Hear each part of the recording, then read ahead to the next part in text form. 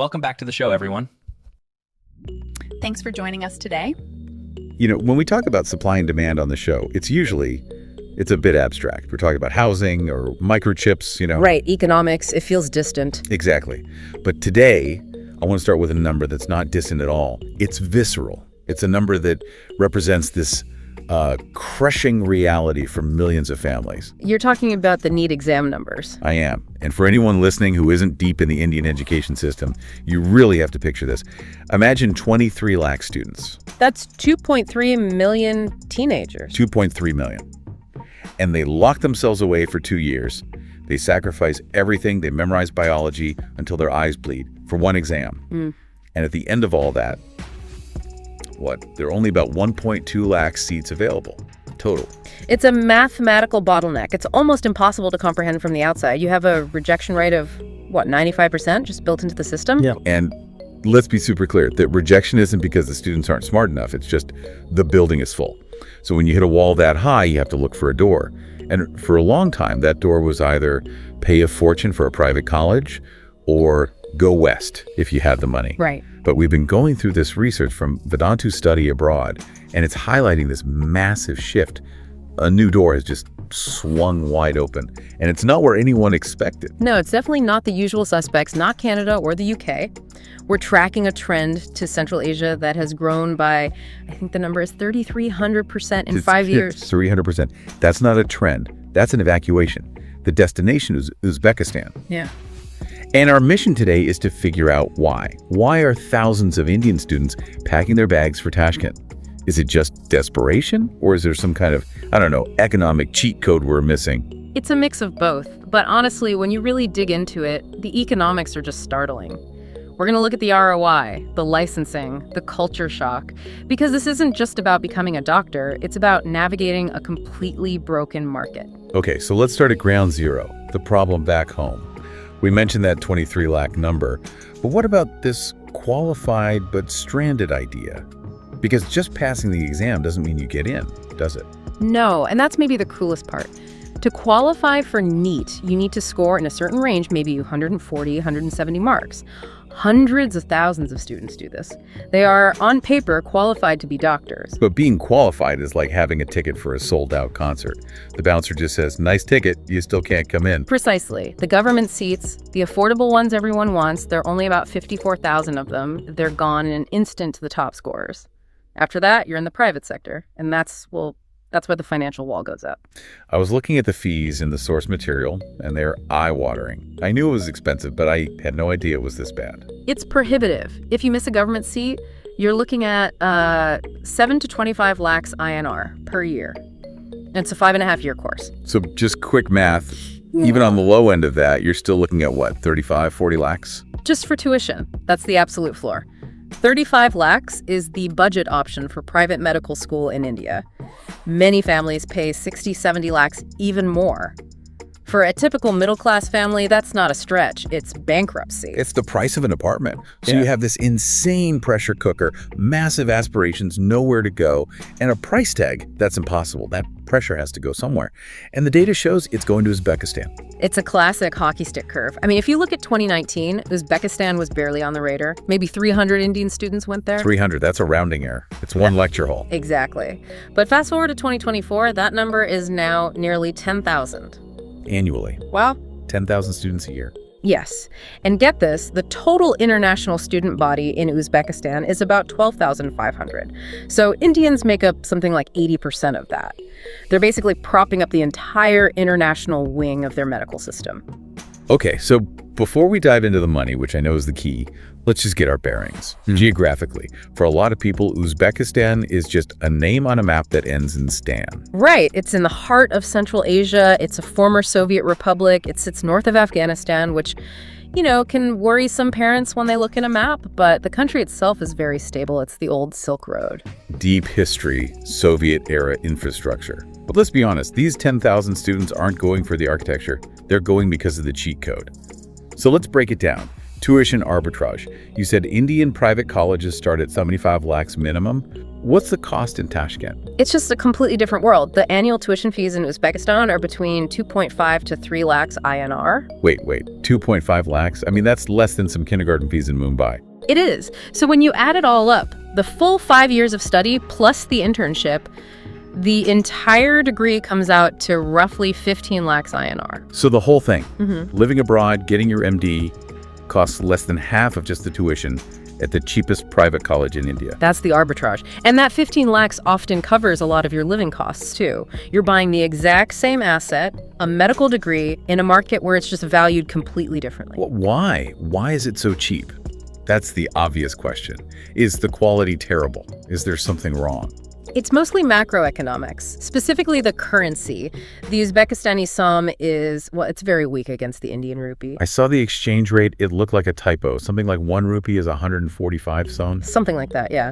The point is, your rupee goes a very long way there. When you're spending money, your purchasing power is massively amplified. Which explains the low tuition. But there's always a flip side to a weak currency, right? A massive flip side. And this is the first big warning label we have to put on this. Because the currency is so weak, local wages are incredibly low. Which gets us to that no part-time job rule from the report. Correct. In the West, say Canada or the UK, students work. They pay high tuition, but they earn pounds or dollars at a cafe to cover rent. That's the model. Right, the hustle culture. I'll work my way through. That hustle is mathematically pointless in Uzbekistan. First, jobs are hard to find even for locals. But even if you got one, the wages are so low. You might work a whole month and earn the equivalent of, 4,000 or 5,000 rupees? 4,000 rupees a month. That's not even pocket money. You'd be better off just studying. Exactly. And that's the advice. You cannot go there expecting to fund yourself. You have to bring the capital with you. The 15 lakhs is cheap, yes, but you have to have it. You can't earn it there. That's a critical distinction. So you're not looking for a hustler. You're looking for someone with family backing who could just focus on their studies. And a disciplined student. Because the other big question is always quality. You hear cheap and you think, is this a diploma mill? Am I just buying a piece of paper? Yeah, are these real universities or just some pop-up in a strip mall? This is where the Soviet legacy is actually a huge advantage. Unlike some other countries that have these private for-profit colleges just for foreigners, Uzbekistan's system is 99% public. They are government institutions. That's a huge green flag. In India, a government college is the gold standard. It's the same idea. We're talking about places like Tashkent Medical Academy, Samarkand State Medical Institute. These are established state-run universities with huge hospitals attached. And I'm guessing the courses are in English? They have to be. It's all taught in English. It's a 6-year program, 5 years of academics, and then a 1-year internship. Okay, 6 years is a long time. So what's life actually like on the ground? You're 18, you land in Tashkent. What's the vibe? The report used the word quiet. Quiet is a polite way of saying socially conservative. Okay, what does that mean exactly? Well, think about the typical Indian college experience. It's loud, it's chaotic, there are festivals, rallies, big groups of people hanging out. There's a certain energy. Right. Controlled chaos. Uzbekistan is the opposite. The culture is very reserved. Public displays of affection, shouting, being loud and boisterous in public, it's all frowned upon. It's an orderly, traditional society. So no big parties in the city square. Definitely not. But for a lot of parents and for serious students, this is a feature, not a bug. It's incredibly safe. Crime rates are very low. It's an environment for studying because, well, there just aren't that many distractions. It sounds a bit like a monastery with good Wi-Fi. Not quite that extreme. Tashkent is modern. They have a clean, beautiful metro system, international brands, good roads. The economy has money from gold and natural gas. It's just not a party town. Okay, so we have the low cost, the safe but quiet lifestyle, and the government-run universities. But now for the elephant in the room, the degree itself. The piece of paper. Piece of paper. Because everyone knows the horror stories. Students go to China or Russia, come back with a degree, and then they can't pass the Indian licensing exam, the FMGE. The Foreign Medical Graduates Examination, which is becoming the next exam soon. Right. And historically, the pass rates for foreign grads have been just abysmal. They really are. For some countries, you see pass rates in the single digits. Imagine studying for 6 years, spending all that money, only to have an 85–90% chance of failing to get your license. It's devastating. But the data for Uzbekistan seems to be different. It is. This was the single most surprising thing in the report for me. The pass rate for Uzbekistan graduates in the FMGE is around 47.83%. Nearly 50%. That is statistically enormous. It's almost double what you see from other popular places like China or Kyrgyzstan. Why? What's so different? Well, the test is the same for everyone. It probably comes back to that government hospital factor. Medicine is hands-on. You need patience. Because these are large state-run institutions, students are likely getting much better clinical exposure than they would at a private college that might rely on simulations. So the training actually prepares them for the real world and for the Indian exam. It seems that way. Look, a 1 in 2 chance is still a coin flip. It's not a guarantee. But compared to a 1 in 5 chance from somewhere else, it totally changes the calculation. It makes the plan B seem a lot more viable. There was one more regulatory thing in the notes. Something about a global license and the NMC. It sounded complicated but important. It's probably the most important box you have to check now. India's National Medical Commission, the NMC, brought in a new rule. It says that your foreign medical degree must allow you to practice in that country as well. Ah, I see. So they're trying to stop countries from setting up these export-only degrees. Exactly. It's a quality control measure. In some countries, you get the degree, but to actually practice there, you have to pass another local exam in the local language, which is almost impossible. So the degree is a trap. It's useless there, which means it becomes useless in India, too. Wow. What a nightmare. But Uzbekistan avoids this trap completely. Their 6-year degree is the license to practice. You graduate and you are legally allowed to treat patients in Uzbekistan. There's no separate exam. So they satisfy the Indian government's rule by default. Correct. It streamlines the whole process. You graduate, you are a doctor there. And so you are eligible to take the test here. It really feels like all these different pieces have just sort of clicked into place. The cheap currency, the Soviet infrastructure, the government oversight, and the regulatory alignment. It's a perfect storm of factors. It's not an ideal solution, obviously. You have the cultural isolation, you have to have the money up front. But for 10,000 families a year, it's the best bad option on the table. It's a calculated bet. You know, when I step back and look at this whole thing, it feels like such a damning commentary on the situation back home. How do you mean? Well, we're exporting ambition. These are 10,000 kids who are qualified, driven, and willing to work.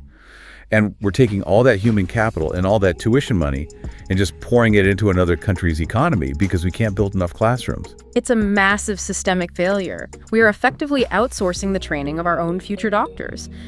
And you have to wonder, is this sustainable? Can we just keep relying on Central Asia to solve our problems? And what happens when the arbitrage opportunity closes?